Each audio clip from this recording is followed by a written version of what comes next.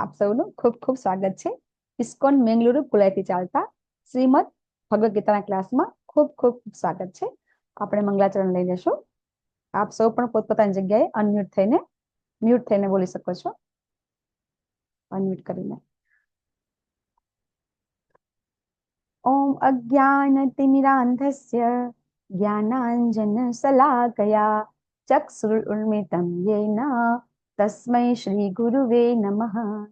શ્રી ચૈતન્ય મનોભીષ્ટમ સ્થાપિतं યેન ભૂતલે સ્વયં રૂપ કદામયં દદાતિ સ્વપદાંતિકં. વંદેહં શ્રી ગુરુ શ્રીયુતપદકમલં શ્રી ગુરુन् વૈષ્ણવાંશ્ચ.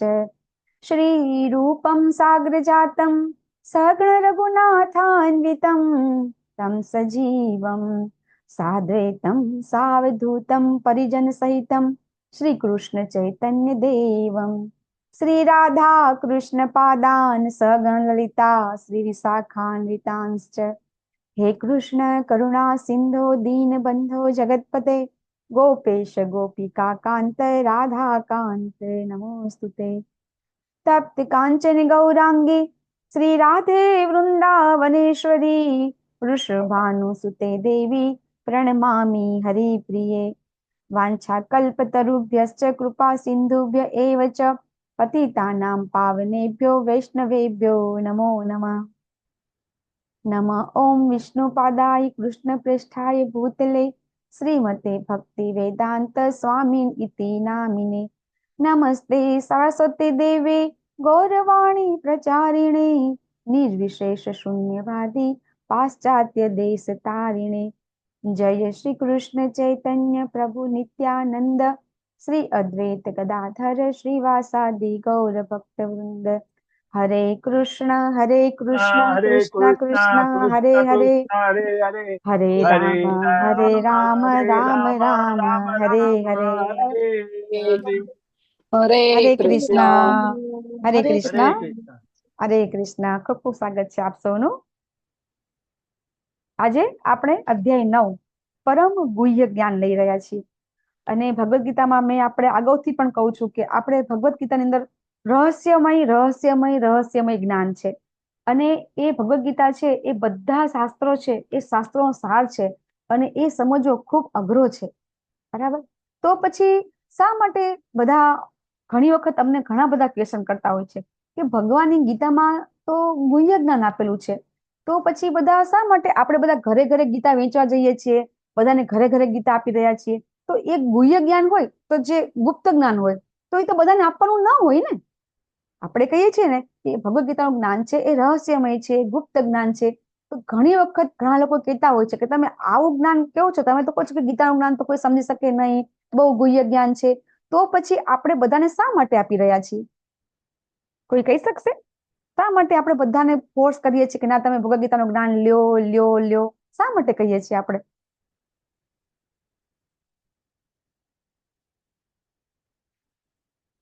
અઘરું છે સમજવું ને, છતાં પણ આપણે બધાને કહીએ છીએ કે તમે આ જ્ઞાન લેવા તમે પધારો બધા.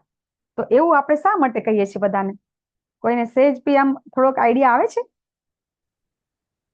જે બી કે ભગવાન કોણ છે અને બધા ભગવાન તરફ વળે એ માટે. હરી બોલ. સરસ. બીજા કોઈને કેવું છે? યસ, કઈ પણ કહી શકો છો. તમને જેવું લાગે એવું, કેમ લાગે કે તમને હા આ બોલવું યોગ્ય લાગે છે કે શા માટે આપણે બધાને ગીતાનું જ્ઞાન આપી રહ્યા છીએ? યસ પાયલબા માતાજી. હરે કૃષ્ણ માતાજી. હરે કૃષ્ણ. ભગવદ ગીતાથી આપણને એક ઘણું બધું આપણને જાણવા મળે છે જે આપણને બાળપણમાં ઘણું બધું આપણે જાણી શક્યા નથી. ભગવાનનો જન્મ, એમની લીલા, પછી એ સિવાયના પણ ઘણા આપણા જે અવતારો છે એની વિશે પણ જાણવા મળે છે અને મોક્ષ તરફ લઈ જાય છે આપણને. ઓકે. યસ ઉષાબેન માતાજી.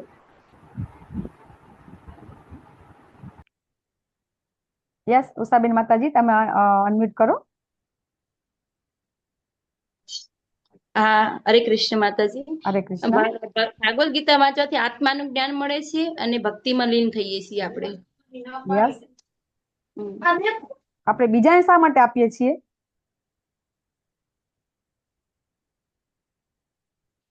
યસ, પ્રિયા માતાજી, હરે કૃષ્ણ, બોલો બોલો.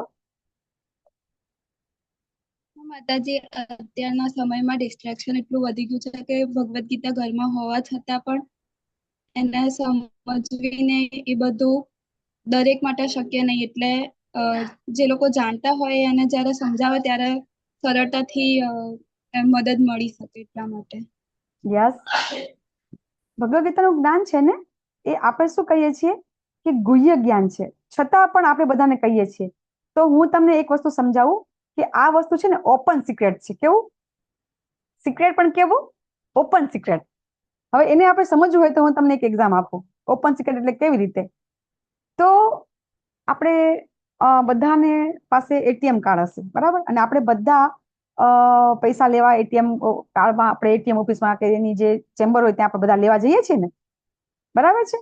તો આપણને બધાને ખબર છે શું કે હા ત્યાં પૈસા છે, એટીએમ જે આપણે ઓફિસમાં જે પૈસા લેવા જશું આપણે, તો આપણને ખબર છે કે હા ત્યાં પૈસા છે અને આપણે લેવા જઈએ છીએ. પણ એના માટે આપણે શું જરૂર પડશે? એટીએમ કાર્ડની જરૂર પડશે, બરાબર? પછી કાર્ડ હશે તો પણ પછી આપણે શું જરૂર પડશે? એના પિન, આપણો આઈપી પિન નંબર હોય એની જરૂર પડશે. એના વગર આપણે છે એ પૈસા ઉપાડી શકતા નથી. તો ભગવદ્ ગીતાની અંદર જે સિક્રેટ જ્ઞાન છે એ આપણને ખબર છે કે સિક્રેટ જ્ઞાન છે, છતાં પણ એ જ્ઞાન છે આપણે બધાને આપીએ છીએ. પણ જ્યાં સુધી એ વ્યક્તિ છે એ આપણી સુધી પહોંચશે નહીં, કે એ વ્યક્તિ, આપણે ચોથા અધ્યાયમાં આપણે સમજી ગયા કે કઈ રીતે, તો કે જ્યાં સુધી આપણને કોઈ જ્ઞાન કોઈ આપણને આપશે નહીં ને ત્યાં સુધી આપણને ખબર પડશે નહીં. કેવી રીતે? કે પહેલા પણ આપણે સમજી ગયા કે આપણી પાસે બધી બુક્સ હોય છતાં પણ આપણે રીડિંગ કરી અને આપણે એનું જ્ઞાન લઈ શકતા નથી. એના માટે આપણે ક્લાસ કરવા પડે, સ્કૂલે કોલેજે જવું પડે છે. તો સેમ, જ્યાં સુધી ભગવાનના શરણાગત નહીં થઈએ. બીજા અધ્યાયમાં ભગવાને સમજાવ્યું કે તું શરણાગત થયો એટલા માટે ભગવાને જ્ઞાન આપવાનું ચાલુ કર્યું. પછી ભગવાન પોતાના વિશે કહે છે, આપણી લાયકાત બે સમજાવી ભગવાને, બરાબર? કે જ્યાં સુધી આપણે ભગવાનનું જ્ઞાન પ્રાપ્ત કરવા માટે લાયકાત નહીં કેળવીએ ત્યાં સુધી આપણને જ્ઞાન મળશે નહીં. તો એ લાયકાત મેળવવા માટે આપણે ક્યાં જવું પડે છે? ગુરુના શરણે જવું પડે છે. મારે પણ હું જે કંઈથી બોલી રહી છું તો આ મને થોડું ઘણું જે પણ જ્ઞાન છે તો એ આ પરંપરામાંથી લીધેલું જ્ઞાન છે, કે હું મારા, જેને કહેવાય કે મારા કોઈ શબ્દો બોલી રહી નથી. તો જ્યારે આપણે કંઈક જ્ઞાન લેવું હોય ને તો હંમેશા ગુરુના શરણે જવું જોઈએ.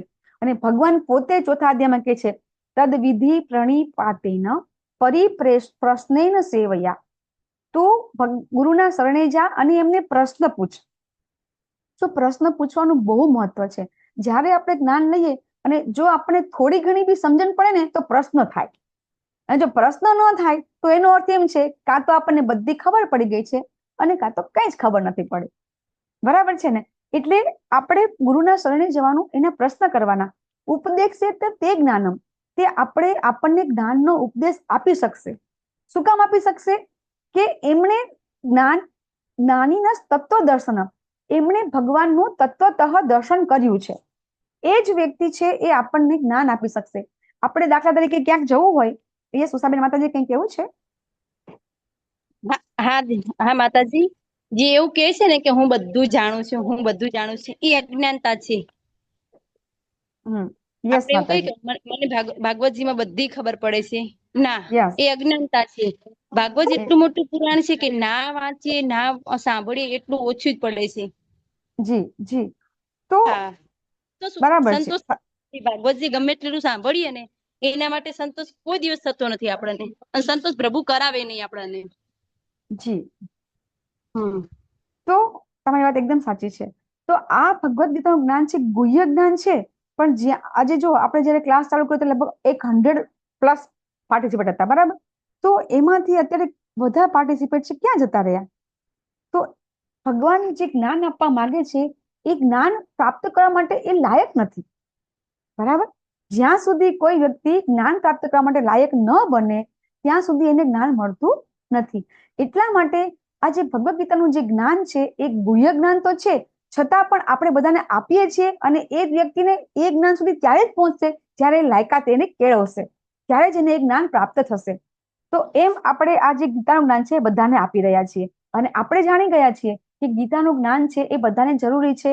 આપણે કહીએ છીએ કે લાઈફ મેન્યુઅલ છે, તો એ બધાને જાણવું જોઈએ. તો આપણે જાણ્યા છીએ તો શા માટે આપણે બીજાને ન આપીએ? દાખલા તરીકે કોઈ એક કુંભના મેળામાં છે, 2 છોકરા છે, પિતાના 2 દીકરા છે, એ ગુમ થઈ ગયા છે. તો એક દીકરાને એના પિતા મળી જાય છે, તો પછી જે બીજો દીકરો જે નથી મળ્યા, તો પેલો દીકરો એની પાસે જઈને કહેશે ને કે ચલ મને મારા પિતા મળી ગયા છે, બરાબર, તો ચલ હવે હું પણ તને આપણા પિતા પાસે લઈ જાઉં. ઠીક છે? તો એ રીતે આપણને ખબર પડી ગઈ છે કે આપણે બધા ભગવાનના સંતાનો છીએ. તો પછી આપણે શા માટે આપણને આપણા પિતા મળી ગયા છીએ, તો બીજા સંતાનો છે ભગવાનના, એને આપણે શા માટે ન કહીએ? અને આપણે 18મા અધ્યાયમાં ભગવાન કહેશે કોઈ પિતા હોય એ પિતાને પણ જ્યારે પોતાનો એક પુત્ર મળે તો એને એમ થાય કે હા મારો બીજો પુત્ર મળી જાય તો કેવું સારું. તો ભગવાન પણ આપણી રાહ જોઈ રહ્યા છે. એટલે આપણે અત્યારે તાત્કાલિક ભગવાન પાસે નથી જતું રહેવાનું, પણ કહેવાનો મિનિંગ એવો છે કે ભગવાન છે ને એ પણ એના બધા બાળકો છે એ બધા એમના પાસે આવે એવી એમને આશા છે. અને એટલા માટે આપણે છે જે ભગવાન આપણી પાસે કરવા માંગે છે ને એ આપણે કરવાનું છે. જ્યારે આપણે જાણી જશું કે ભગવાન આપણી પાસે શું કરવા માંગે છે, ત્યારે છે આપણને ખબર પડશે કે આપણે ભગવાનના કેવા ભક્ત છીએ. તો આ અધ્યાય 9 ની આપણે ઝાંખી છે કે શું શું આપણે આ અધ્યાય 9 માં શીખવાના છીએ, બરાબર. તો ભગવાન એમનો જે મહિમા કહેશે 1 થી 3 શ્લોકમાં, પછી 4 થી 10 શ્લોકમાં જે ભગવાનનું જે આખું આ વિશ્વ છે એ ભગવાનમાંથી કેવી રીતે ઉત્પન્ન થયું છે અને ભગવાનનો સંબંધ કેવી રીતે છે એ સમજીશું. પછી આ જ અધ્યાયમાં આપણે એ પણ જોશું કે બધા લોકો કેમ વિવિધ દેવી દેવતાની પૂજા કરે છે એ પણ જોશું, અને એ પૂજા કરે તો શું થશે એ પણ જોશું, બરાબર. અને પછી છેલ્લે આ અધ્યાયમાં આપણે શીખીશું કે ભગવાન જે ભક્તિ છે એનો મહિમા કેટલો છે એ પણ આપણે સમજીશું. બધું આજે આ અધ્યાય એટલો બધો ઇમ્પોર્ટન્ટ છે કે જો આ અધ્યાય આપણે સમજી જઈએ ને તો જરૂરથી આપણને જેને કહેવાય કે જે આપણા શંકાઓ છે, સંદેહ છે, એ ઘણા બધા આપણા દૂર થઈ જશે. અને એમ આ જે જ્ઞાન છે એ ખૂબ જ ખૂબ ખૂબ મહત્વનું છે. ભગવદ ગીતાની અંદર ટોટલ 3 જ્ઞાન છે: પરમ ગુહ્ય જ્ઞાન, ગુહ્યતર જ્ઞાન અને ગુહ્યતમ જ્ઞાન. તો આજે ભગવાન છે અહીં કહી રહ્યા છે શ્રી ભગવાન ઉવાચ.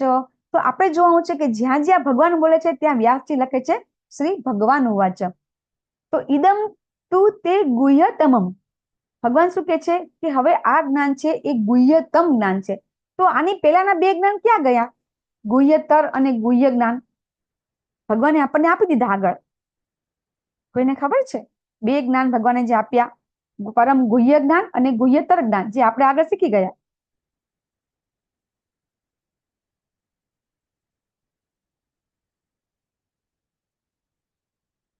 હરે કૃષ્ણ.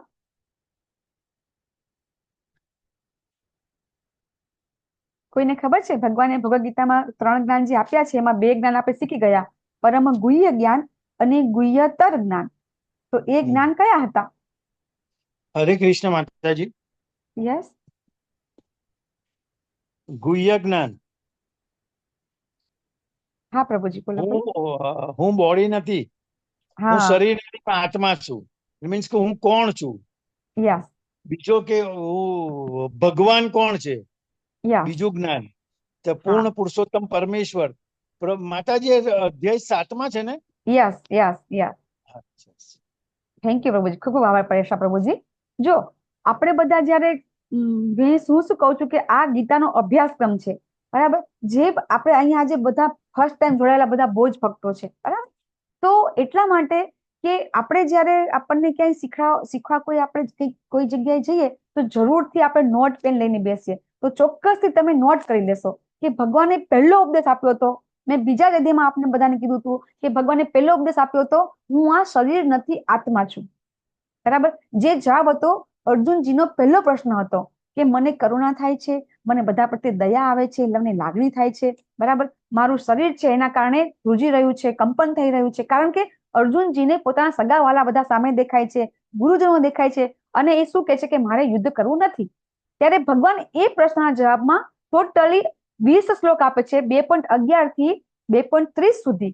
ટોટલ ભગવાન એટલા શ્લોકમાં ભગવાન એ જ્ઞાન આપે છે કે આપણે શરીર નથી, આત્મા છીએ.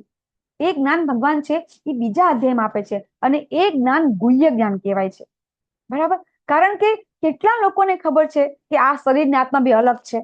કેટલા લોકો જાણે છે? જોઈએ આપણે સમાજની અંદર કેટલા લોકો જાણે છે કે હા આપણે શરીર નથી, આત્મા છીએ, બરાબર છે ને? કારણ કે આપણે અનેક જન્મથી આ શરીરને આત્માને એક જ ગણી રહ્યા છીએ. અને એના કારણે તો આપણે જન્મ થઈ રહ્યા છે, બરાબર? કે આપણા શરીર અને આત્મા બે એટલો બધો જેને કહેવાય કે એમ પેલો ફેવિકોલ જેમ ચીપકી ગયો છે ને કે આપણે માનવા તૈયાર જ નથી થતા કે આપણો આ દેહ જુદો છે અને આ આત્મા જુદો છે. જ્યાં સુધી મૃત્યુ નથી આવતું ને ત્યાં સુધી આપણે સ્વીકારતા નથી. ગઈકાલના અધ્યાયમાં આપણે બહુ સરસ બધું શીખ્યા કે આપણે આપણું મૃત્યુ કેવું હોવું જોઈએ, મૃત્યુ સમયે ભગવાનને કેવી રીતે યાદ કરવા જોઈએ. બહુ સરસ સરસ જ્ઞાન આપણને ગઈકાલના અધ્યાયમાં આપણને ભગવાને આપ્યું કે દરેક વ્યક્તિએ અંતકાલે ચ મામેવ સ્મરણ મુક્તવા કલેવરમ, દરેક વ્યક્તિએ જ્યારે અંતિમ સમયે ભગવાનનું નામ લેશે ને તો ત્યક્તા દેવ, એ વ્યક્તિ છે આ દેહને ત્યજ્યા પછી પુનર્જન્મ નહીં લે, એવું ભગવાન સમજાવે છે. તો એનો અર્થ એમ થયો કે જરૂરથી આ દેહ અને આત્મા બે અલગ છે તો જ થાય ને. અને આપણે જે બધા લોકો એટલે બેઠા છે બધાને ખબર હશે કે જ્યારે કોઈ પણ વ્યક્તિનું મૃત્યુ થાય છે ત્યારે એનું જે શરીર છે એ શરીર જ્યારે રૂમમાં પડ્યું હોય ત્યારે આપણે શું કહીએ છીએ કે એ વ્યક્તિ નથી, એનું ડેડ બોડી છે આપણે કહીએ છીએ. તો વ્યક્તિ ક્યાં ગઈ? તો એ વ્યક્તિ નથી, એટલે એનામાંથી આત્મા નીકળી ગયો. અને આપણે એ પણ જોઈએ છીએ કે મૃત્યુ પામ્યો એટલે જરૂરથી એના શરીરમાં કંઈક વસ્તુ એવી હતી કે જેના કારણે આ શરીર હાલતું ચાલતું હતું અને હવે નથી એટલે હાલતું ચાલતું નથી. તો આટલું તો બધા સમજે જ છે, બરાબર? છતાં પણ આપણે એ માનતા નથી. અને પછી આપણે શું કરીએ છીએ? ફક્ત ને ફક્ત આ દેહ સાથે સંબંધિત જેટલી વસ્તુ છે એને પ્રેમ કરીએ છીએ. અને આપણે, હું કાયમ કહું છું કે મારો કુટુંબ, મારો સમાજ, બરાબર, મારો દેશ, મારી ઓફિસ, આમાં નામમાં આપણે બધા રચ્યા પચ્યા રહીએ છીએ. અને એમાં ને એમાં આપણે કઈ રીતે જન્મ મરણ આપણને થયા કરે છે એ પણ આપણે સમજી ગયા. અને આજે ડિટેલમાં પાછા આપણે સમજીશું. તો ભગવાને જે પહેલું જ્ઞાન આપ્યું હતું પરમ ગુહ્ય જ્ઞાન, એ હતું હું શરીર નથી, આત્મા છું. બીજું જ્ઞાન આપ્યું ભગવાને ગુહ્યતર જ્ઞાન. તો એ જ્ઞાન 7મા અધ્યાયમાં આપણને ભગવાને આપ્યું, બરાબર, કે મારાથી શ્રેષ્ઠ બીજું એવું કોઈ નથી. મતઃ પરતરમ ન અન્યત કિંચિત અસ્તિ ધનંજય. હે ધનંજય, મારાથી શ્રેષ્ઠ એવું બીજું કાંઈ નથી. આ જે જ્ઞાન ભગવાને આપ્યું છે એ જ્ઞાન છે પરમ ગુહ્યતર જ્ઞાન. અને એ જ્ઞાન જે આપણને મળી ગયું તો અહીં સુધી જેટલા લોકોએ ટકી ગયા એ લોકોને ખબર પડી ગઈ કે અહીંયા ભગવાન એમ કહે છે કે હું કોણ છું. અને પછી ભગવાન એમની પોતાની થોડી ક્ષણિક આપણને જેને કહેવાય કે એમની વિભૂતિ બતાવે છે કે હું પાણીમાં સ્વાદ છું, બરાબર, સૂર્યચંદ્રનો પ્રકાશ છું. તો આ રીતે ભગવાન છે એ પોતાને જેને કહેવાય કે પોતાને ગ્લોરીફાય કરે છે. તો આપણને એમ થશે કે ભગવાન કેમ પોતાની જાતને એમ કે છે? શા માટે ભગવાન પોતાના વખાણ કરે છે? કોઈ કહી શકશે? ભગવાનને વખાણ કરવાની, પોતાના વખાણ કરવાની શું જરૂર છે?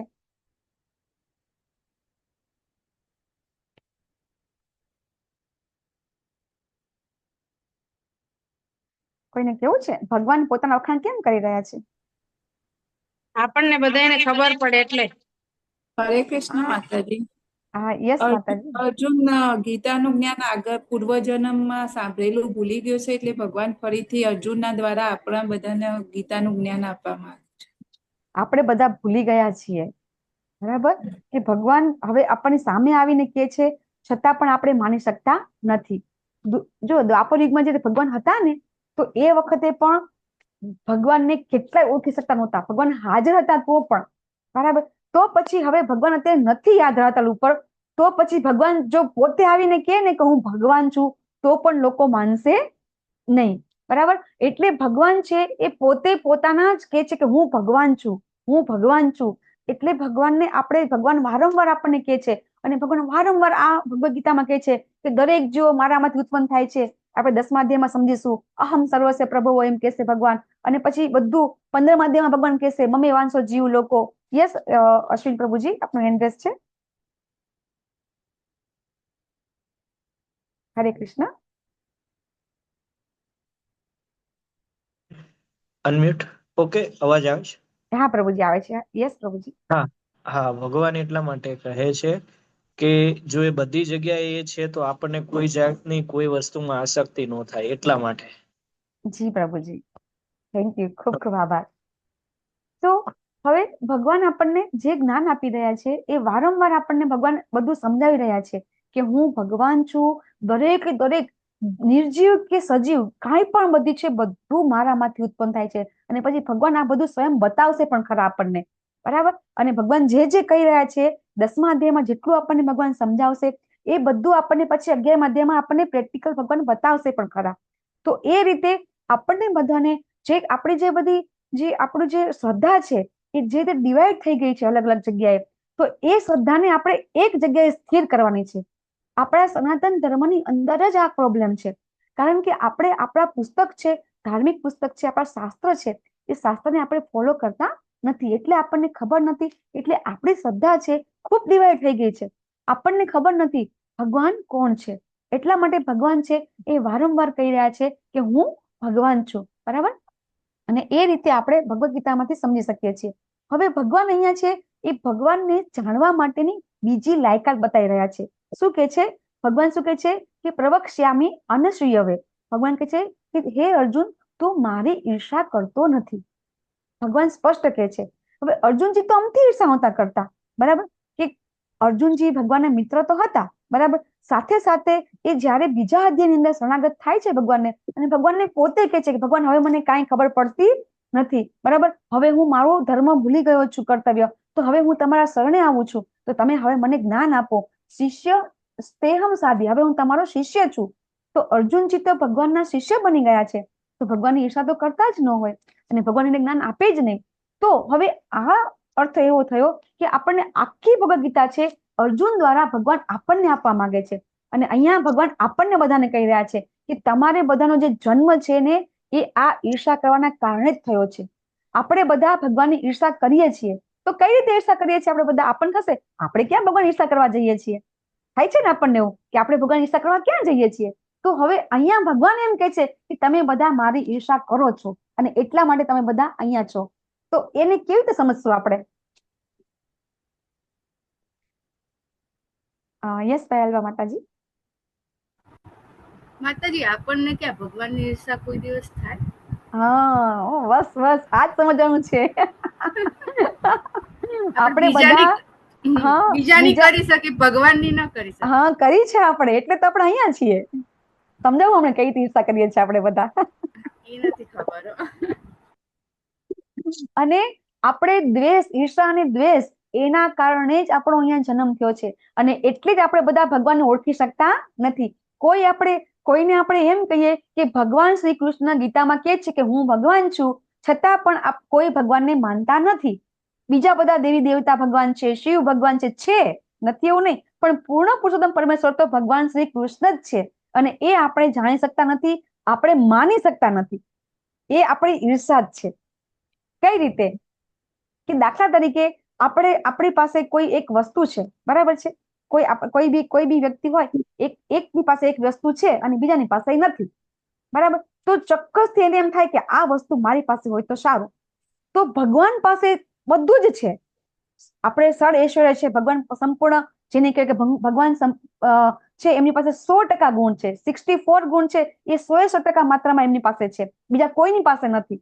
તો ભગવાન પાસે જે આ ગુણ છે એ ગુણ બધા આપણે બધા પણ પોતે પોતાના નાના નાના ભગવાન છીએ. આપણે કઈ રીતે આપણે નાના ભગવાન છીએ? દાખલા તરીકે આપણે આપણા કોઈ એક વ્યક્તિ ઘરમાં હોય તો આપણને હંમેશા એવું થાય ને કે ના, મારા ઘરમાં મારું ચાલવું જોઈએ. આવું થાય કે ન થાય? થાય છે કે થતું પાયલબા માતાજી કે મારા ઘરમાં મારું ચાલવું જોઈએ? થાય કે ન થાય? ક્યારેક થાય. થાય છે ને? ક્યારેક ક્યારેક થાય છે ને કે આપણને એમ થાય છે કે મારા, જો બીજાનું તો જવા દો, કે આપણા બાળકો છે તો આપણા બાળકો આપણું કેમ ન માને? એવું થાય કે ન થાય? બધાને થાય કે મારું બાળક છે, મારું બાળક છે, એટલે આપણે એ બાળકના ભગવાન થઈ ગયા. આપણે આપણું જે ઈચ્છા, આપણે એમની ઉપર આપણી જે ઈચ્છા આપણે એની ઉપર થોપીએ છીએ ને, જે આપણા બાળકો ઉપર, એટલે આપણે એક પ્રકારના આપણે ભગવાન થઈ ગયા છીએ. હમણાં જ એક રાજસ્થાનની અંદર કોટા જે છે ને યુનિવર્સિટી, ત્યાં એક છોકરી છે, એને સુસાઇડ કર્યું ને એની નોટ લખી હતી. એમાં એ નોટમાં એને શું લખ્યું હતું કે ચલો કે આ બધું તો શિક્ષણ પ્રથા છે તો ખોટી છે, પણ એને પોતાના કુટુંબ પ્રત્યે પણ એક વાક્ય લખ્યું હતું કે મારે ક્યારેય સાયન્સ સ્ટ્રીમ લેવી નહોતી, મારા માતા પિતાએ મને સાયન્સ સ્ટ્રીમ લેવા માટે ફોર્સ કર્યો અને મેં લીધો, અને મને એમ થયું કે એના કારણે મારા માતા પિતા છે એ પ્રસન્ન થશે, એટલા માટે મેં સાયન્સ સ્ટ્રીમ લીધી, મારે નહોતી લેવી. તો અહીંયા આપણે ભગવાન થયા કે નહીં? આપણા મા બાપ, આપણા દીકરા દીકરીઓના નાના નાના આપણે બધા ભગવાન છીએ. દરેક જગ્યાએ, ડગલે ને પગલે. ઓફિસમાં જઈએ આપણે તો ઓફિસમાં આપણને એમ થાય કે મારા કર્મચારીઓ છે, મારું માનવા જ જોઈએ, હું દરેકનો બોસ છું, મારા કીધું થવું જ જોઈએ. કોઈ પણ વ્યક્તિ જ્યારે પોતાની ઈચ્છા છે એ પોતાની ઈચ્છા બીજા ઉપર થોપે છે એટલે એનો અર્થ થયો કે આપણે છે એ આપણે ભોગતા બનવાની કોશિશ કરીએ છીએ. અને ભગવાને 5મા અધ્યાયમાં કીધું ભોગતારામ યજ્ઞ તપસામ, હું જ દરેક વસ્તુનો હું સ્વામી છું અને હું જ ભોગતા છું. આપણે તો આપણને એમ થશે તો શું આપણે આપણું જે ઘર છે એ ચલાવવા માટે આપણે શું આપણે આપણા બાળકોને ડારવાના નહીં? આપણે જેને કહેવાય કે કોઈ બોસ હોય બરાબર, તો એ બોસને શું બધા કર્મચારીઓને એને પોતાના બોસા જેમ બતાવવાનું નહીં? એવું થઈ શકે બરાબર.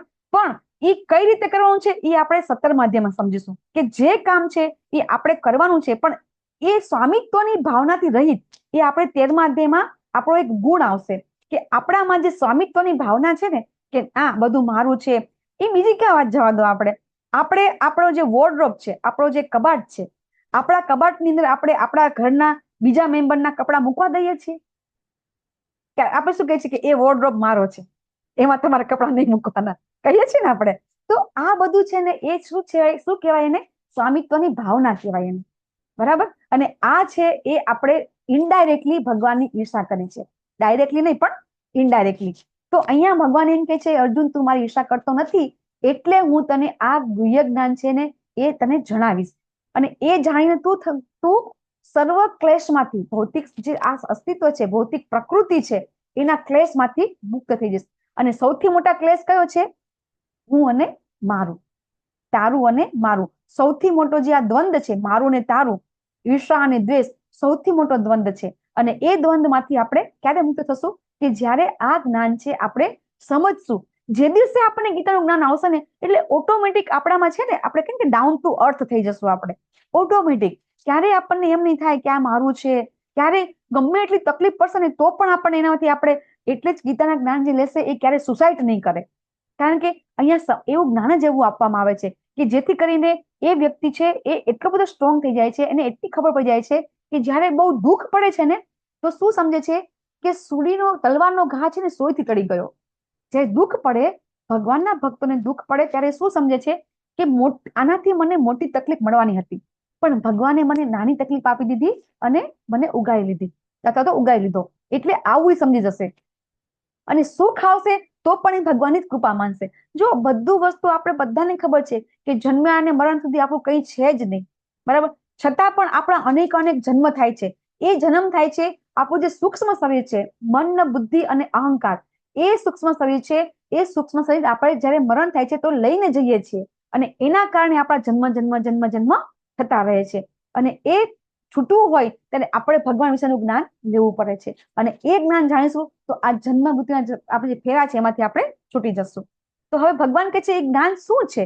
તો 3 ગુપ્ત રહસ્ય મેં તમને કહી દીધા: પરમ ગુહ્ય જ્ઞાન, ગુહ્યતર જ્ઞાન અને ગુહ્યતમ જ્ઞાન. તો હવે જે ગુહ્યતમ જ્ઞાન છે ભગવાને પહેલા શ્લોકમાં કીધું કે હવે હું તને આપું છું. તો હવે આપણે અહીંયા ગુહ્યતમ જ્ઞાન છે ભગવદ ગીતાનું આપણે લઈ રહ્યા છીએ. અને હવે આપણે આ અધ્યાય જે સૌથી સુંદર, સૌથી જેને કહેવાય કે સમજવા જેવું અને ઇમ્પોર્ટન્ટ આ જે ગીતાનો આની અંદર સાર પણ અંદર આવી જાય છે. તો હવે ભગવાન આ જ્ઞાનને શું કહે છે? રાજ વિદ્યા રાજ ગુહ્યમ પવિત્રમ ઇદમ ઉત્તમમ. ભગવાન આ જ્ઞાનને રાજ વિદ્યા, રાજ ગુહ્ય અને એકદમ પવિત્રમાં પવિત્ર અને ઉત્તમમાં ઉત્તમ છે એવું કહે છે. તો રાજ વિદ્યા હોય તો કોને આપવામાં આવે? રાજાઓને આપવામાં આવે, બરાબર. અને મેં તમને પહેલા પણ કહી દીધું કે શા માટે આપણે આ બધા જે જ્ઞાન છે એ આપણે બધાને આપી રહ્યા છીએ. તો વિદ્યાનો રાજા શા માટે છે? તો એટલા માટે છે કે ક્યારેય આ જ્ઞાન છે એ ક્યારેય એવું નહોતું, બરાબર, કે જેનું ઇમ્પોર્ટન્ટ નહોતું. પહેલા પણ હતું, એ એટલું જ ઇમ્પોર્ટન્ટ હતું એટલું આજે પણ છે. ક્યારે એવું નથી કે ભગવદ ગીતાનું જ્ઞાન છે એ ભગવદ ગીતાનું જ્ઞાન છે એ આખા બધા જે વૈદિક સાહિત્ય છે, જે શાસ્ત્ર છે, એ દરેકે દરેક શાસ્ત્રો નિચોડ છે. એ નિચોડ આની અંદર છે. એ પહેલા પણ હતું અને અત્યારે પણ છે. અને સર્વશ્રેષ્ઠ જ્ઞાન છે. શા માટે સર્વશ્રેષ્ઠ છે? કારણ કે આટલું જ્ઞાન લેવા માત્રથી કોઈ પણ વ્યક્તિ છે એ વ્યક્તિ આ જે પોતાનું જે જન્મ, મૃત્યુ, જરા, વ્યાધિ, બરાબર, આ જે દરેકે દરેક વ્યક્તિ જે આમાંથી જે મુક્ત થઈ જાય છે અને એને પોતાને પરમ જે જ્ઞાન છે, જેને કહેવાય કે આપણો અંતિમ લક્ષ્ય છે. દરેકે દરેક મનુષ્યનો એક ઉદ્દેશ્ય છે. ભગવાને આપણને આ શરીર આપ્યું છે તો એવું નથી કે આપણે બધી અલગ અલગ 3-4 ગાડીઓ, 3-4 બંગલા લઈએ, બરાબર, ખૂબ સારું જેને કહેવાય ભોગ ભોગવીએ, બરાબર. એના માટે પણ ભગવાને આ શરીર નથી આપ્યું આપણને, બરાબર. તો આપણે જે આ કરીએ છીએ જન્મ, મૃત્યુ, જરા, વ્યાધિ, બરાબર. અને એ વસ્તુ જે આપણે બધું એનામાંથી આપણે છૂટવા માટે આપણે જે બી આપણે કરતા રહીએ છીએ, તો એ કરવાથી ક્યારે એમાંથી છૂટાતું નથી. બરાબર. અને આપણે શું કરી રહ્યા છીએ? આહાર, નિંદ્રા, મૈથુન, ભય, કે ખાઈએ છીએ, સૂઈએ છીએ, બરાબર, સંતાનો પેદા કરીએ છીએ, અને ભય, તો કોઈ એમ કે છે કે મને ભય નથી. કેટલા લોકો એમ કે છે કે ના, મને કોઈ જાતનો ભય નથી, અમને તો કોઈ ભય જ નથી, એવું કોણ કહેશે અત્યારે? તો ભગવાન એમ કે છે કે આ વસ્તુ ભય છે ને, એ બધા વ્યક્તિને પણ છે, આપણને પણ છે. આપણને મૃત્યુનો ડર છે, અને આપણને ભવિષ્યમાં શું થશે એનો ડર છે. એટલે આપણે LIC ની પોલિસી લઈએ છીએ, બેંકમાં પૈસા જમા કરાવીએ છીએ, બરાબર. આ બધું શા માટે કરીએ છીએ? નરસિંહ મહેતા કરતા હતા? નહોતા કરતા. એની પાસે તો કાંઈ નહોતું, તો બધું થયું.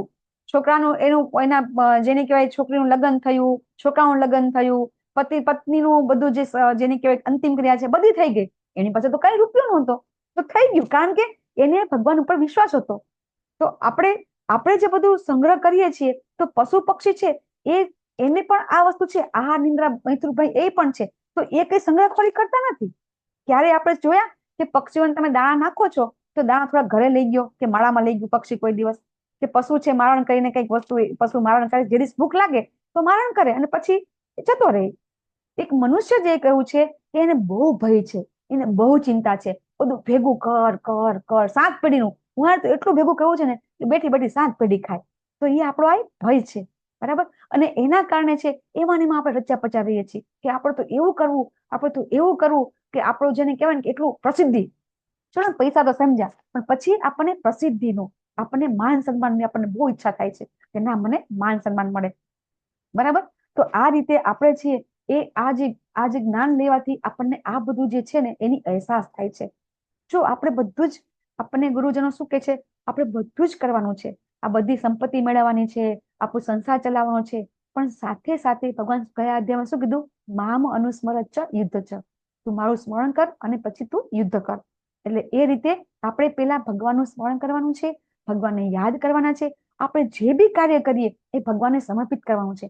અને થોડું ઘણું, વધુ નહીં તો 5% નહીં તો 10% નહીં તો 2% પણ આપણી સંપત્તિ છે, એમાંથી આપણે થોડું આપણે ભગવાનને અર્પણ કરવું જોઈએ, બરાબર. એનાથી દાન કરવાથી આપણો સંપત્તિ પ્રત્યેની થોડીક આસક્તિ ઓછી થશે.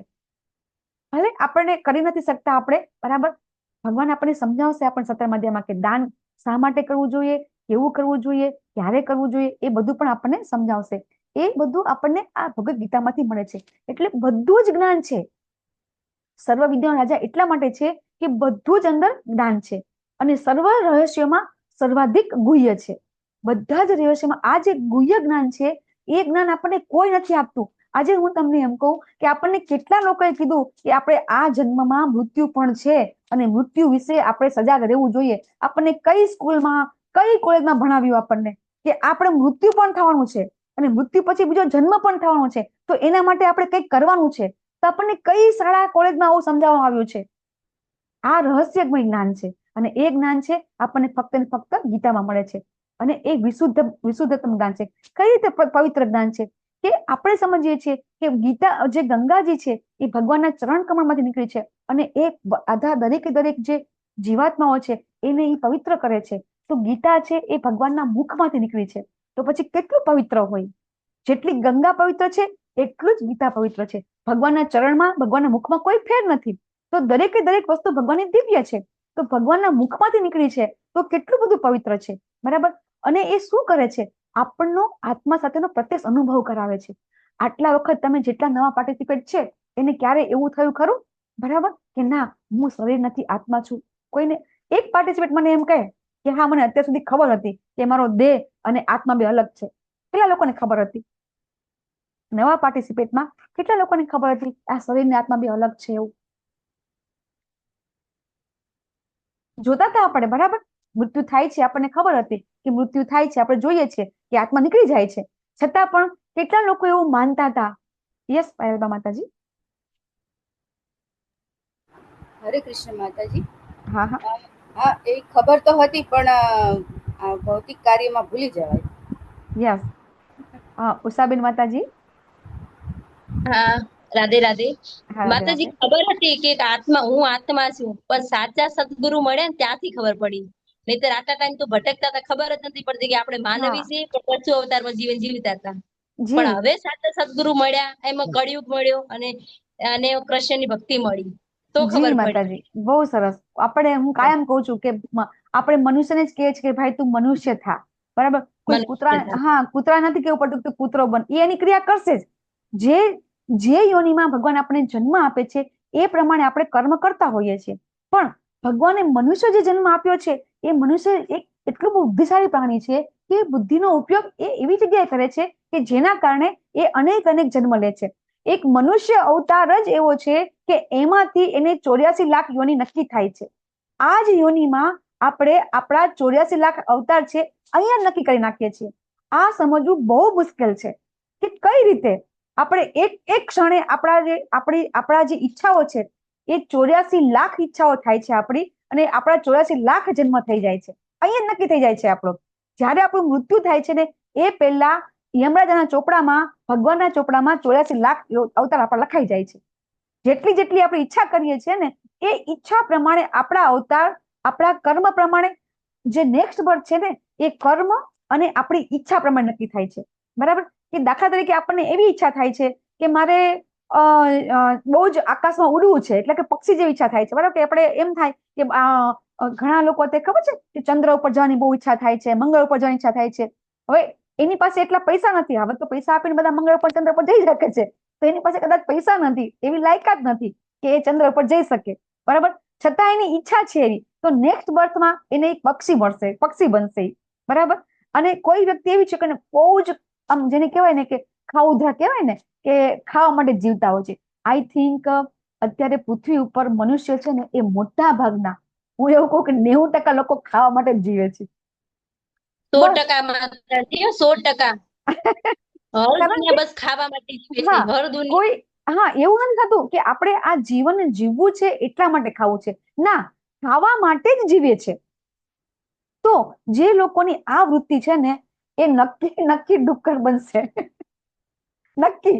અને એવું જ ખાવાની ઈચ્છા થાય ને ગંદુ ગંદુ કે જે ભગવાન ના પાડે છે ખાવાની, બરાબર. સાત્વિક ખોરાક ખાવાની ભગવાન કે છે, ભગવાને ધરાયા વગર ખાવાનું ના પાડે છે આપણને, આપણે બધું સમજી ગયા આગળ. તો જે લોકોને આવી ઈચ્છા થાય છે કે નહીં ખાવાની ઈચ્છા થાય છે અને પછી ફક્ત ને ફક્ત ખાવા માટે જીવે છે, એ વ્યક્તિનો નેક્સ્ટ બર્થ ચોક્કસ ડુક્કર જ બનવાનો છે, બરાબર. કે ખાધા જ રાખે, જે ખાવું હોય ખાધા જ રાખે, 24 કલાક ડુક્કર 24 કલાક ખાય. ખબર તમને? ડુક્કર છે ને એ 24 એ જે જાગતું હોય ત્યાં સુધી ખા ખા ખા ખા કરે, કન્ટિન્યુઅસ ખા ખા કરે. અને સૌથી વધારે મેં તમને ગઈકાલે કીધું હતું કે 50 પત્ની રાખે છે. કેટલી? 50 પત્ની એના જીવન દરમિયાન કરે છે ડુક્કર. તો એ મૈથુન ક્રિયા કરે રાખે ને ખાઈ પીને મજા કરે રાખે. જો આપણું આ જ ભાવના હોય, ખાઈ પીને મજા કરવાની જ ભાવના હોય, તો આપણો જન્મ કેવો થાય છે? ડુક્કરમાં થાય છે. તો આપણા કર્મ અને આપણી ઈચ્છા એ બે મિશ્રિત થઈ અને નેક્સ્ટ બર્થ આપણને મળે છે, બરાબર છે. તો આ જે જ્ઞાન છે, બરાબર, આ જ્ઞાન છે આપણને ક્યાંથી મળ્યું? ભગવદ્ ગીતામાંથી મળ્યું. અહીંયા આપણને હવે ખબર પડી ગઈ કે આ આત્મા છે એ આત્મા છે એને જ ખોરાક આપવાનો છે, નહીં કે શરીરને. પેલું જે 5 ઘોડાવાળું ચિત્ર હતું એમાં આત્મા છેલ્લે બેઠો છે રથની અંદર, બરાબર. અને રથ હલાવે છે કોણ? તો કે બુદ્ધિ હલાવે છે, બરાબર. બુદ્ધિ સારથી છે અને મન છે એ લગામ છે અને ઇન્દ્રિયો છે ઘોડા છે, બરાબર. તો જો આપણે આત્માને જ્ઞાન આપીશું, આત્માને ખોરાક આપીશું, અને એટલા માટે આત્મા છે કેવો થઈ જશે? આધ્યાત્મિક થઈ જશે. અત્યારે આત્મા કેવો છે? આપણો ભૌતિક છે. કઈ રીતે આત્મા ભૌતિક છે? મને કોઈ કહેશે? આપણો આત્મા અત્યારે ભૌતિક, મારો ભૌતિક જ છે, મારો હજી આધ્યાત્મિક નથી. તો કઈ રીતે આત્મા ભૌતિક છે? કોઈ કહી શકશે? બધી ભૌતિક વસ્તુ ભોગવીએ છીએ માટે. યસ યસ, આપણો આત્મા ભૌતિક છે. કે આપણી જે ઈચ્છાઓ છે ને 100% ભૌતિક છે, 100%. 1% પણ આપણી ઈચ્છા એવી નથી થતી કે આપણે ભગવાન માટે કંઈક કરીએ.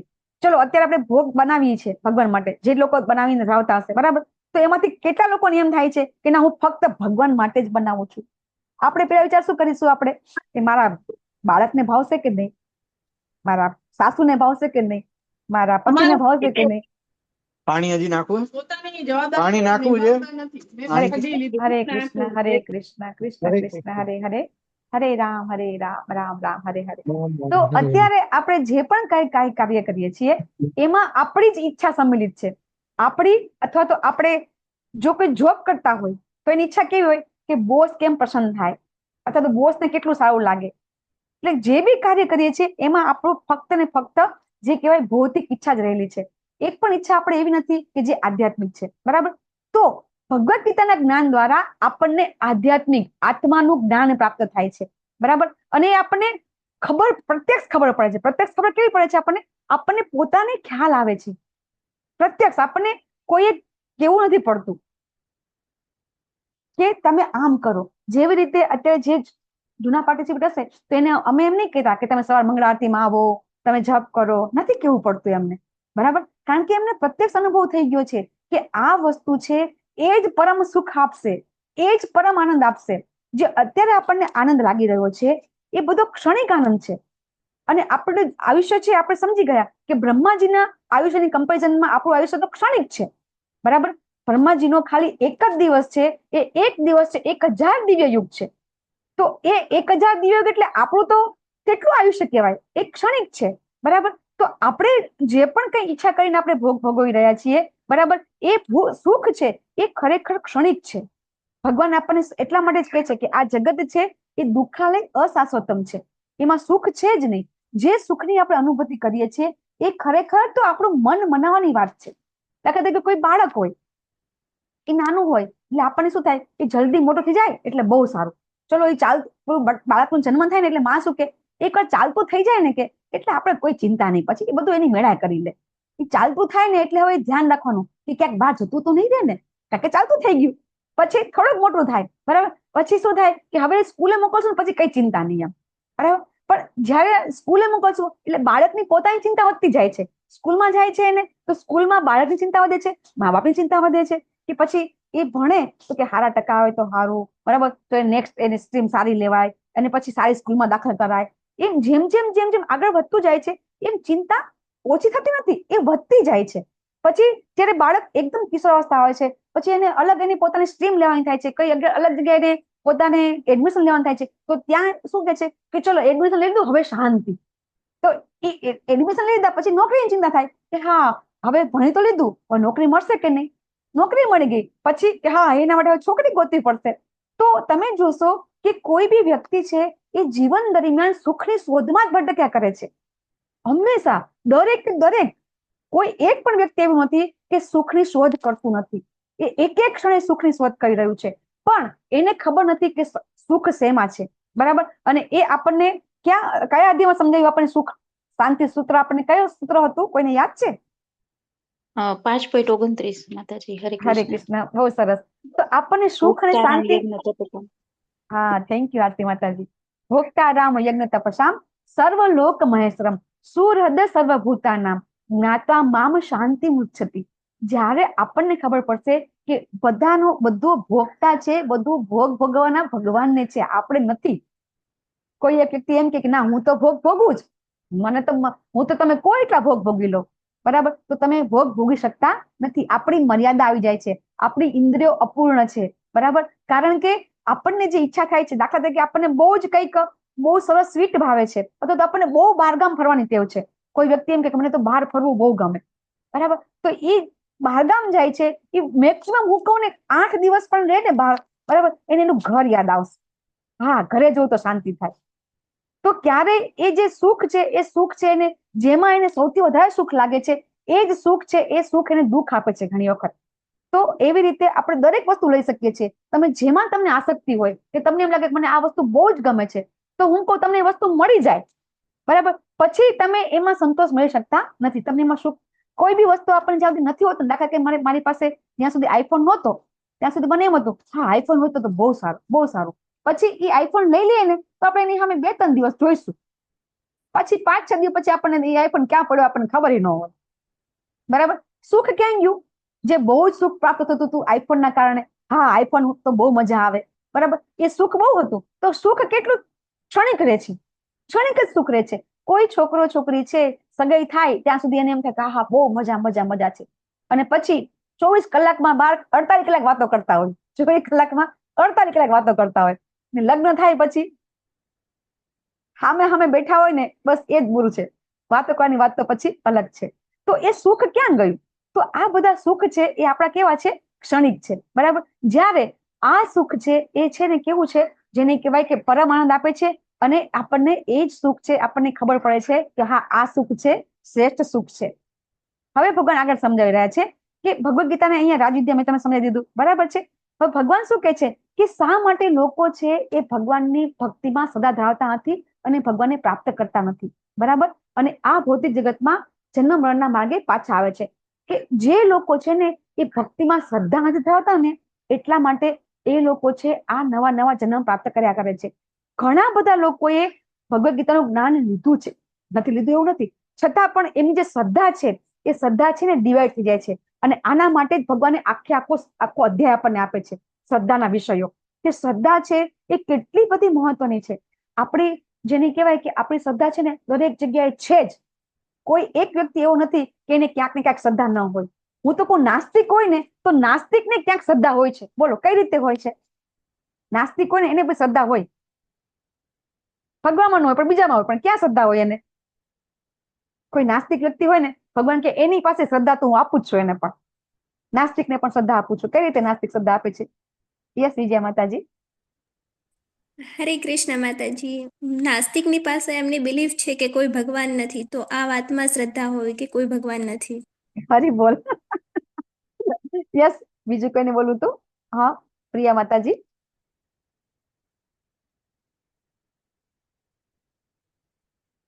બસ એ જ માતાજી. હા, જો ઈ એમ કે છે કે નાસ્તિક લોકોને શું હોય કે ભગવાન નથી, તો ભગવાન નથી ઈ એની એક શ્રદ્ધા તો છે ને કે હા ભગવાન નથી એમ, બરાબર. તો આ એક શ્રદ્ધા છે, આ અપણા શ્રદ્ધા જ થઈ, બરાબર, કે ભગવાન નથી એમ.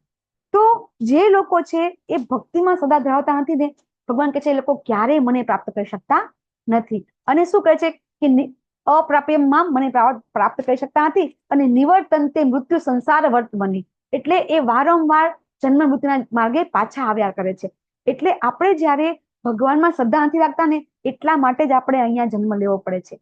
ભગવાનનો ઈર્ષા કરીએ છીએ, ભગવાનનો દ્વેષ કરીએ છીએ અને ભગવાનનું માનતા નથી, એટલા માટે આપણે છે અહીંયા પાછા ફર્યા કરીએ છીએ. અને એને તમને અહીં બહુ સરસ સમજાવશું તમને હમણાં. ભગવાન અહીંયા સમજાવે છે કે હવે મયા તત્વિદમ સર્વમ જગત અવ્યક્ત મૂર્તિના. ભગવાન શું કે છે? હવે આ સમગ્ર જગત, હવે જે લોકોને શ્રદ્ધા નથી ને એ લોકો નહીં સમજી શકે. જે લોકોને ભગવાનમાં શ્રદ્ધા છે એ જ લોકો આ સમજી શકશે. કે ભગવાન એમ કે છે કે આ પૂરી સૃષ્ટિ, સમગ્ર જગત એટલે કે સંપૂર્ણ, એકલું પૃથ્વી નહીં, બરાબર, એકલું આકાશ નહીં, એકલું સ્વર્ગ નહીં, બધા જ લોક, બરાબર, એ બધા લોક છે ને એ મારા અવ્યક્ત રૂપમાં વ્યક્ત છે. તો આપણે આગળ 11મા અધ્યાયમાં સમજીશું કે આખું જગત છે એ આખું જગત ભગવાનની અંદર જ છે, બરાબર. ભગવાનના શરીરની અંદર આખું જગત છે. મેં તમને કાલે સમજાવ્યું હતું ને કે મહાવિષ્ણુ છે એના રોમકૂપમાંથી બ્રહ્માંડ બધા નીકળે છે, અને પછી જ્યારે શ્વાસ અંદર લે છે તો બધા બ્રહ્માંડ એમના અંદર સમાઈ જાય છે. તો એનો અર્થ શું થયો કે આ બધું જગત છે ને એ ભગવાનનું આ રૂપ છે, એની અંદર બધા સમાઈ જાય છે. બધા જીવો મારામાં છે. મત્સાની સર્વભૂતાની, ભૂતાની મીન્સ જીવો, દરેક જીવ છે એ મારામાં છે. ન ચ અહમ તેસુ અવસ્થિત, પણ હું તેમનામાં નથી. થોડુંક આવું જયારે કોઈ આવે ને એટલે જે નિરાકારવાદી હોય ને એ લોકો એમ કે જો ભગવાન અહીંયા નિરાકાર છે ને એટલે આ વાક્ય લખેલું છે. પણ અહીંયા આપણે શું સમજાવવાનું છે કે જ્યારે ભગવાન એમ કે છે કે બધા જીવો મારામાં છે પણ હું તેમનામાં નથી, આનો અર્થ એમ છે કે ભગવાનનું જે મૂળ સ્વરૂપ છે ને એ મૂળ સ્વરૂપે એ ભગવાન છે એમના ગોલોકા ધામમાં છે. ગઈકાલે મેં તમને ગોલોકા ચાર્ટ બતાવ્યો હતો, એમાં તમને એ બતાવ્યું નહોતું મેં તમને કે કઈ રીતે ભગવાન છે એમનું મૂળ સ્વરૂપ છે ને એ ભગવાન છે એમના ધામમાં રહે છે.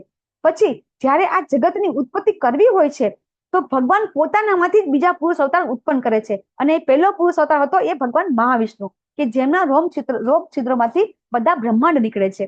એટલે ભગવાનને જ્યારે આપણી ઈચ્છા માટે આ જગતનું નિર્માણ કરવું હોય છે તો ભગવાન છે એ બીજો અવતાર ઉત્પન્ન કરે છે. ભગવાન પોતે કાંઈ કરતા નથી. અને આ જે બીજો અવતાર છે ને એ ભગવાન જ છે.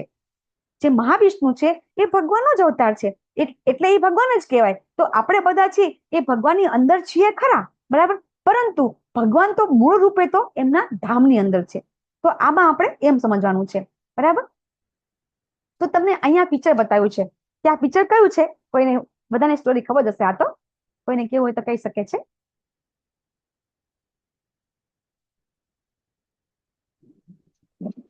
હરે કૃષ્ણ માતાજી. હા બોલો. બ્રહ્માંડ દર્શન ભગવાનના મુખમાં. હા, જો ભગવાન છે ને બલરામ ને ભગવાન બધા રમતા હતા ને, તો કાનાએ માટી ખાધી. તો બલરામજી જઈને કે છે માતાજી, મામા કાનાએ તો માટી ખાધી. બરાબર? તો કાનો કે ના ના નથી ખાધી, મોઢું બંધ કરી દે. આમ નથી ખાધી, નથી ખાધી. પછી માં શું કે છે, બતાવતો બતાવતો. તો પછી ભગવાન મોઢું ખોલે છે, તો અનંત બ્રહ્માંડ, એક બ્રહ્માંડ નહીં, કેટલું અનંત બ્રહ્માંડ એમને દેખાય છે. બરાબર? યશોદામાને થાય છે મારા લાલાને કંઈક થઈ ગયું, કંઈક થઈ ગયું.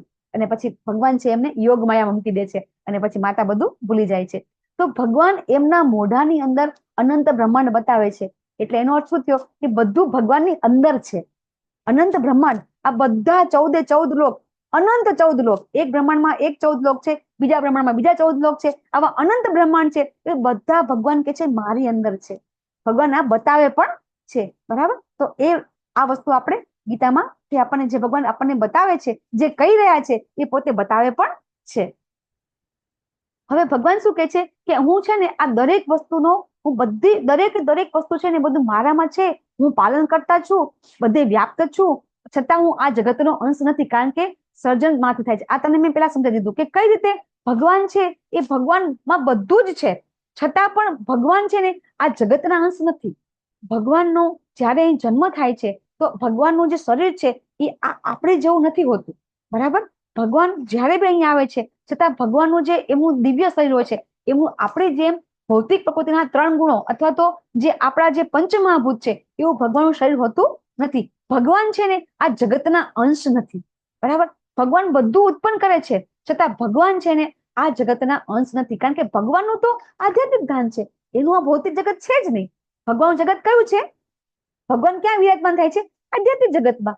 ભગવાન ભૌતિક જગતમાં રહેતા જ નથી. તો ભગવાનનું આ જગત નથી. ભગવાને આપણા માટે આ જગત બનાવ્યું છે, આપણી ઈચ્છા પૂરી કરવા માટે, આપણા ભોગ ભોગવા માટે ભગવાને આ જગત બનાવ્યું છે. અને ભગવાન કહે છે કે આ બધું આરામાં જ થાય છે. અને આ શ્લોક તમારે બહુ સરસ સમજવાનો છે કે ભગવાન શું કહે છે કે એક કલ્પના અંતે સમગ્ર એટલે સમગ્ર ભૌતિક જગત એટલે બધા જ બ્રહ્માંડો. બરાબર? સમગ્ર ભૌતિક જગત છે ને એ મારી અંદર પ્રવેશે છે. મેં તમને ગઈકાલે બહુ સરસ સમજાવ્યું છે કે કઈ રીતે ભગવાન છે, ભગવાનમાંથી મહાવિષ્ણુ ઉત્પન્ન થાય છે, અને મહાવિષ્ણુમાંથી આ બધા બ્રહ્માંડ ઉત્પન્ન થાય છે. અને આ બધા બ્રહ્માંડ છે, બરાબર, એ જ્યારે બ્રહ્માજી છે, એ બ્રહ્માજીનો એક દિવસ પૂરો થાય છે એટલે બધા જે જીવો છે ભગવાનમાં જતા રહે છે. પાછા ભગવાનને પાછો બીજો દિવસ સવાર પડે છે, પાછા બધા બહાર આવી જાય છે. તો એ આપણે 8મા અધ્યાયમાં સમજી ગયા કે કઈ રીતે બ્રહ્માજી છે એમનું આયુષ્ય કેટલું છે? 100 વર્ષ છે. પણ કેવું છે? એમનો એક દિવસ છે એ 1000 દિવ્ય યુગ છે. બ્રહ્માજીના એક દિવસની અંદર 14 મનુ આવે છે. એક મનુ 71 દિવ્ય યુગ જીવે છે. એટલે 14 મનુના કરીએ તો લગભગ 1000 દિવ્ય યુગ થાય છે. અને આ 1000 દિવ્ય યુગ થાય ને ત્યારે બ્રહ્માજીનો દિવસ પૂરો થઈ જાય છે.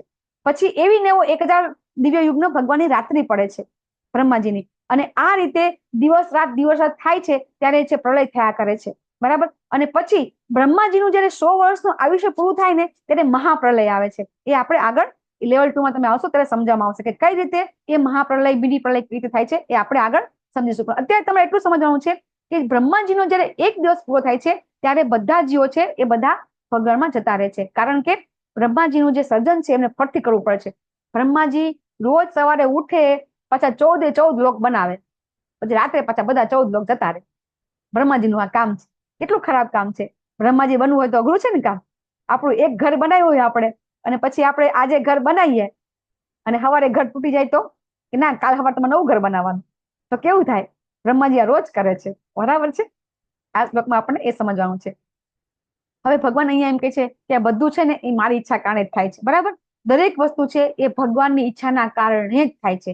ભગવાન જયારે ઈચ્છા કરે છે ત્યારે બધા જગત ઉત્પન્ન થાય છે. ભગવાન ઈચ્છા કરે છે ત્યારે બધા જગત અંદર જતા રહે છે. બરાબર?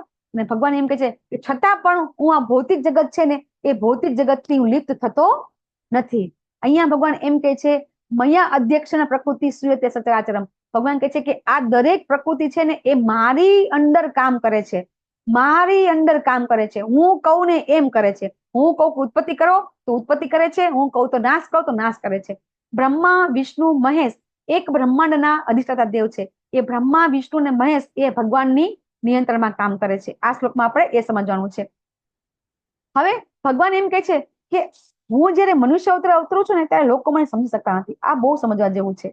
ભગવાન જયારે, મેં તમને શું કીધું, પહેલા પણ કીધું કે ભગવાન જયારે મનુષ્ય તરીકે આવે છે ત્યારે લોકો શું સમજે છે કે હા ભગવાનને પણ શું કે શ્રાપ લાગે છે, ભગવાનને તો બહુ દુઃખ પડે છે, ભગવાનને તો બહુ દુઃખ પડ્યા, રામ ભગવાનને તો બહુ દુઃખ પડ્યા, કૃષ્ણ ભગવાનને બહુ દુઃખ પડ્યા. પણ ભગવાન કહે છે કે આ બધું કોણ સમજે છે? આવું જે મૂર્ખ હોય ને, અવજાનંતી માં મૂઢા, ભગવાન મૂઢ કે છે, મૂર્ખ કે છે.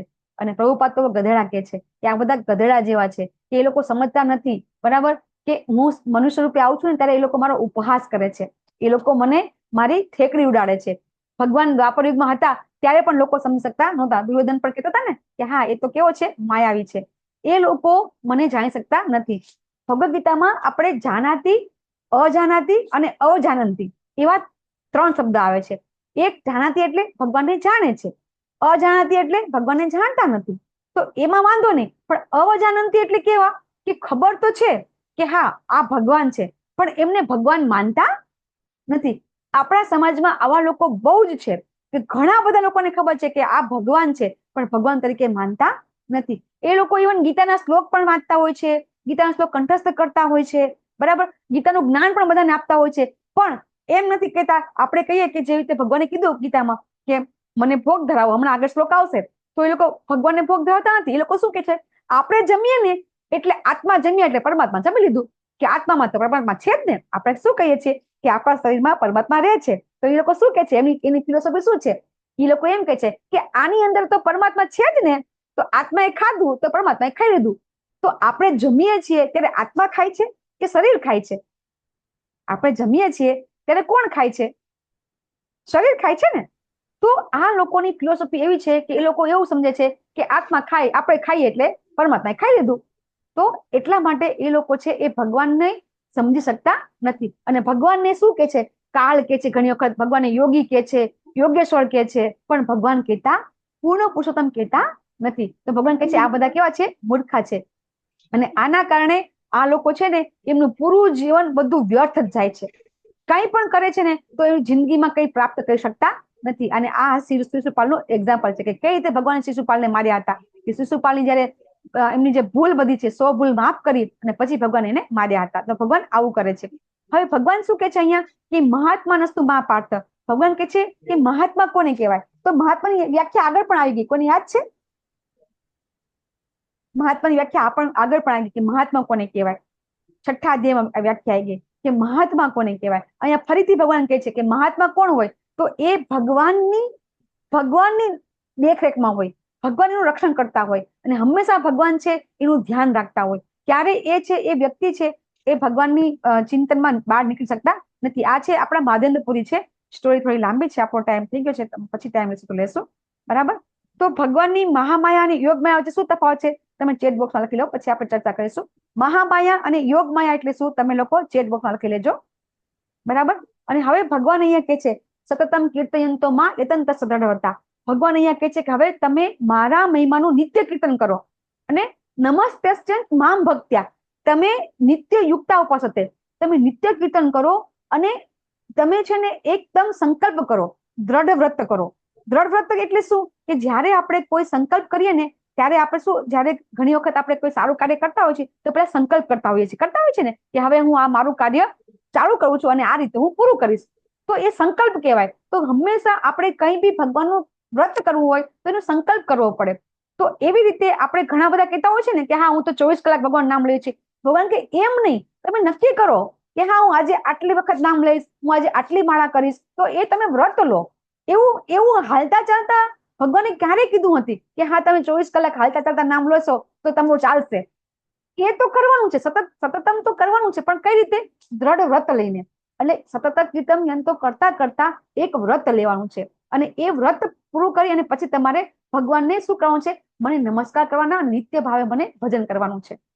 એટલે આ શ્લોકમાંથી આપણને ભગવાન સમજાવે છે કે એક તમે નિયમ લો કે સવારે તમે મંગળા આરતી કરો, તમે આપણે સાધના ભક્તિ કરવાની છે. કારણ કે અનન્ય ભક્તિ આપણે નથી કહી શકતા. એ આપણે 12મા અધ્યાયમાં સમજીશું કે શા માટે આપણે આ વસ્તુ કરીએ છીએ, કે આપણે આમ કરતા કરતા એક દિવસ અન્યને ભક્તિ કરી શકીશું. તો એટલા માટે આપણે એક શરૂઆત કરવાની છે, બરાબર. પહેલા ધોરણમાં જશું તો 12મા ધોરણમાં આવશું ને, એ રીતે આપણે અહીંયા એક વસ્તુ શરૂઆત કરવાની ભગવાન આપણને સમજાવી રહ્યા છે. તો એ રીતે ભગવાન શું કહે છે કે હું હવે તમારે શા માટે તમારું મારું કરવું જોઈએ, સ્મરણ શા માટે કરવું જોઈએ, આપણે ભગવાનનું સ્મરણ શા માટે કરવું જોઈએ, ભગવાન નામની માળા શા માટે કરવાની જોઈએ. તો ભગવાન કહે છે કે હું તમારા બધાનો માતા અને પિતા બંને છું. ભગવાન એકલા પિતા નથી, ભગવાન પિતા અને માતા બંને છે.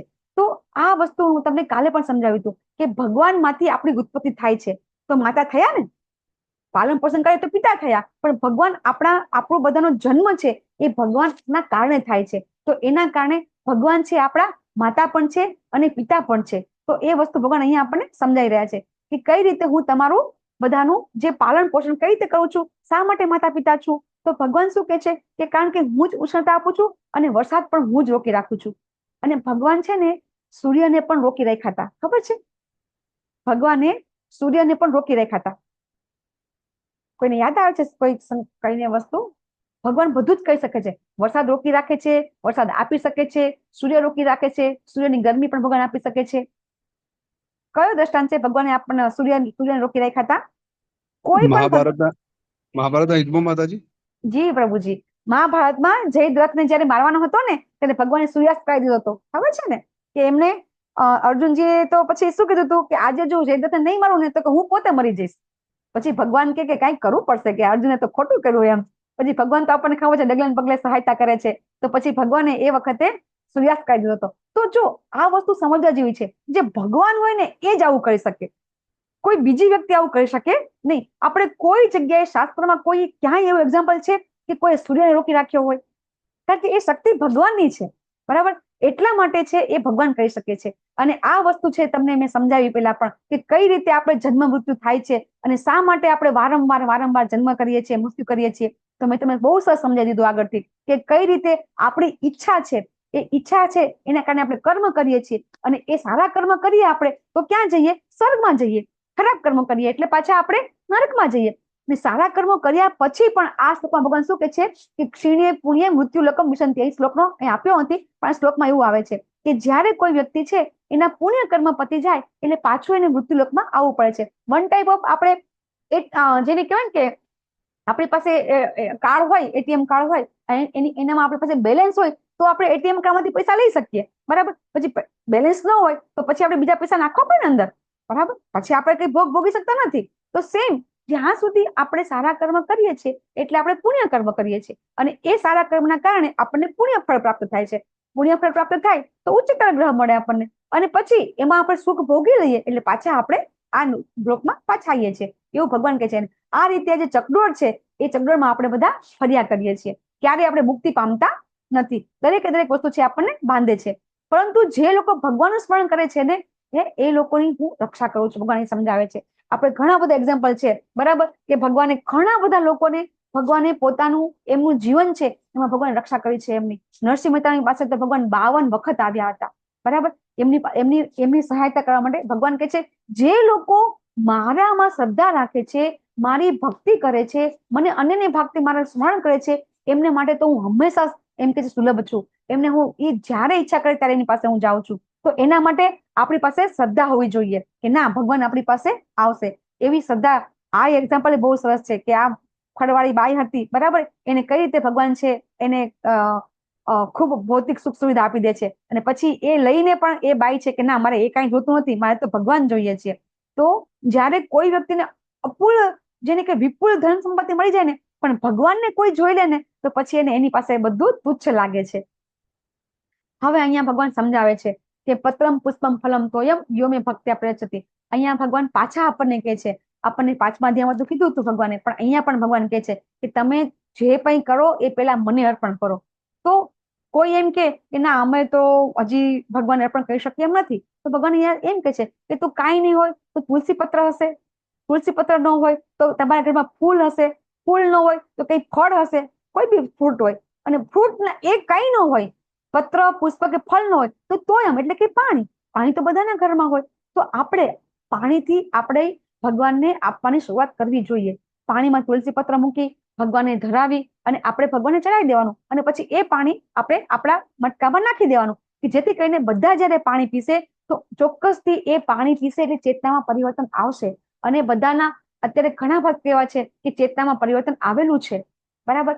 ઘણા બધા લોકો એવા છે કે કોન્સ્ટન્ટ ચા કોફી પીતા હતા છતાં પણ અત્યારે કાંઈ જ પીતા નથી.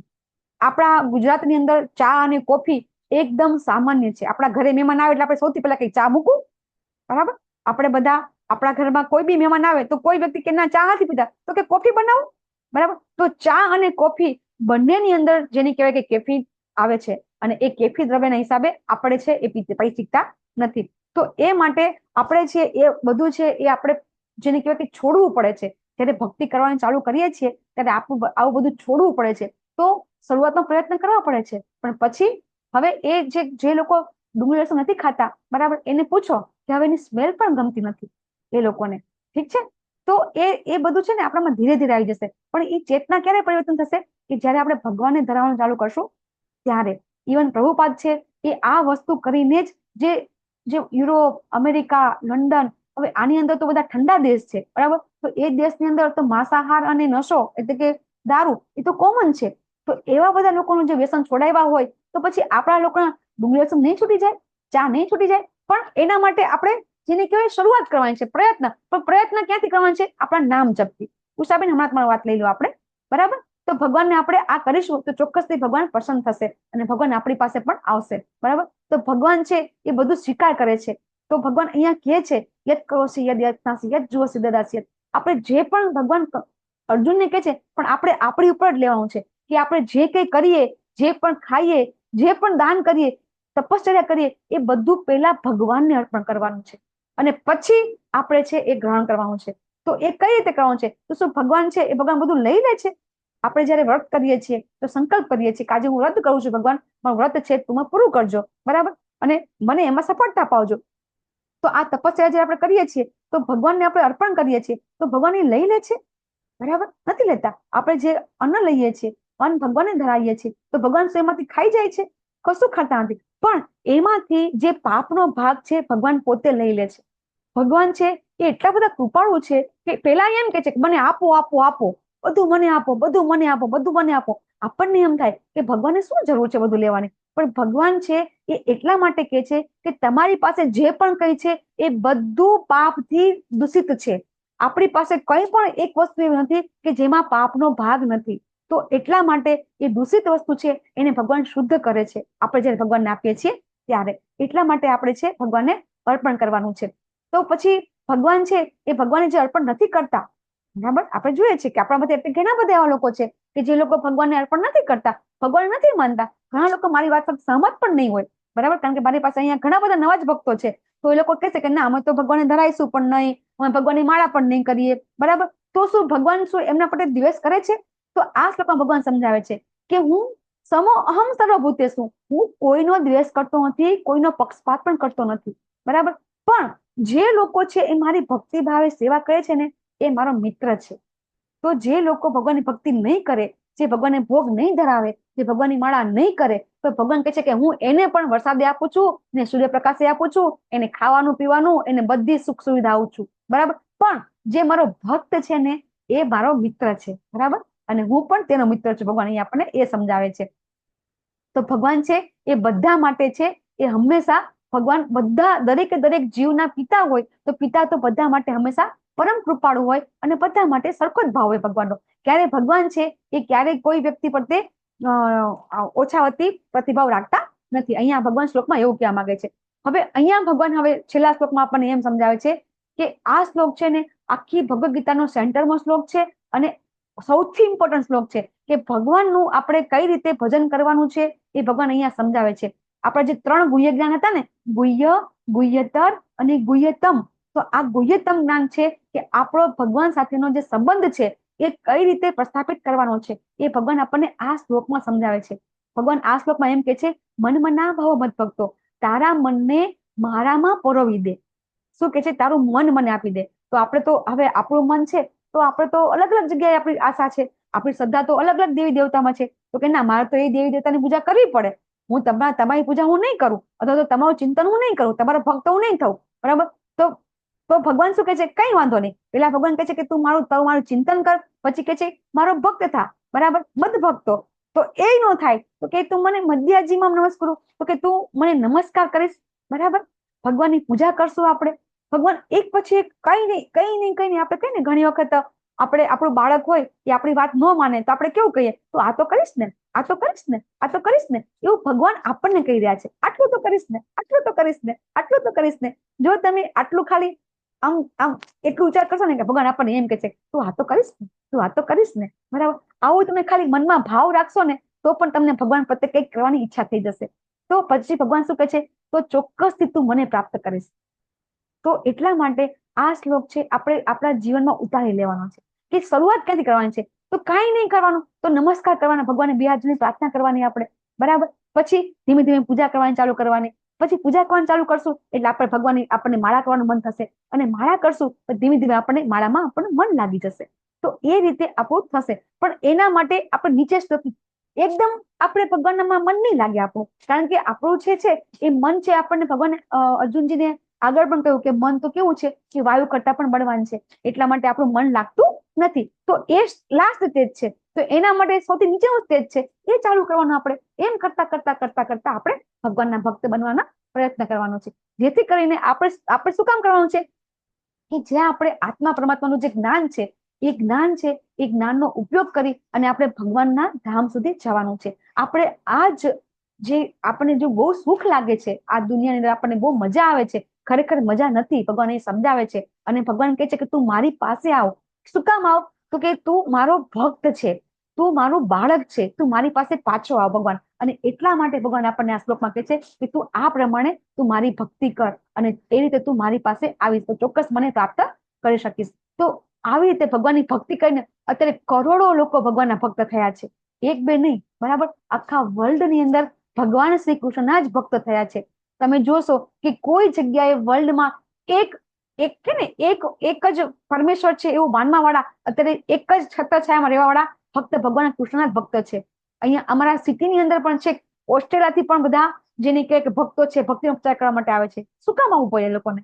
કે આ તો ભગવાનની જન્મભૂમિ છે. તો અહીંયા એ લોકોને શા માટે આવવું પડે છે? કારણ કે આપણે બધા સમજી શકતા નથી. એ લોકો સમજી ગયા છે, ફોરેન વાળા સમજી ગયા છે કે ભગવાન કોણ છે. હજી આપણે સમજ્યા નથી અને આપણે હવે એ સમજવાનું છે. તો એ માટે આપણે આ બધું કાર્ય કરવાનું છે કે જેથી કરીને આપણે પણ ભગવાનને પ્રાપ્ત કરી શકીએ. આપ સૌનો ખૂબ ખૂબ આભાર. વાંછા કલ્પતરુભ્યશ્ચ કૃપા સિંધુભ્યૈવ ચ પતિતાનાં પાવનેભ્યો વૈષ્ણવેભ્યો નમો નમઃ. અનંત કોટિ વૈષ્ણવવૃંદે શીલા પ્રભુપાદ કી જય. શ્રીમદ ભગવદ ગીતા કી જય. સદગુરુદેવ કી જય. હરે કૃષ્ણ કૃષ્ણ કૃષ્ણ હરે હરે, હરે રામ હરે રામ, રામ રામ હરે હરે.